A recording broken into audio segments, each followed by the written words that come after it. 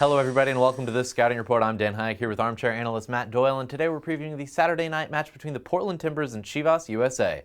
Matt, what's the hook for this game? Who'd have thought the Timbers would still be winless this far into April? Yeah, Chivas is ahead of them in the table heading into this one.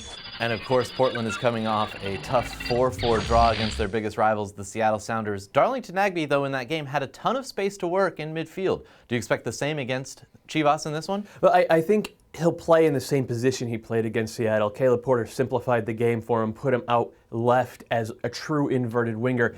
Nagbe had more of a free role earlier in the season, and the chemistry wasn't quite there for the Timbers going forward. So I expect him to work in the same spots, but I don't expect Chivas to give him the same amount of room that Seattle did. You won't see Eric Avila isolated at fullback position going 1-versus-1 against Nagbe defensively the way DeAndre Yedlin was for Seattle. If that does happen, though, I expect Nagbe will go off in this one. Now let's focus on Portland's defense for our Ask the Analyst segment. At AMThur88 asks, would love your thoughts on what's wrong with the Timbers backline so far this year. Well, I think it comes down to individual mistakes, and nobody's been more guilty of that than Norberto Paparato.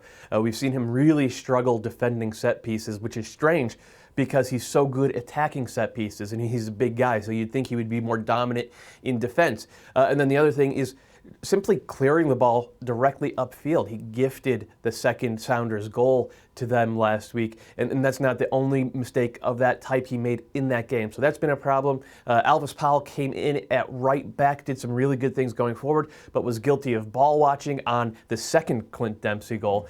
So there are some things that they have to straighten out, especially because the one guy who's been solid for them, Modou Ka, he doesn't recover particularly well. He's a very good 1-versus-1 defender, but he doesn't rotate and fill other people's gaps and clean up mistakes like you would want in that situation with the other guy struggling. So I think at this point, Portland's going to have to outscore teams until they find their sea legs in defense. And of course, Chivas has a man who is built to take advantage of a struggling defense. Absolutely. In Cubo Torres. Yeah, Cubo Torres is one of the most opportunistic strikers in the league. We've seen him get to that near post and finish with a one-time touch. We've seen him do it against some very good teams this year. Portland is going to have to be on their toes for him. All right, well, we'll find out if Cubo Torres does score in this one Saturday night. It kicks off at 10:30 p.m. Eastern Time. You can watch it on MLS Live.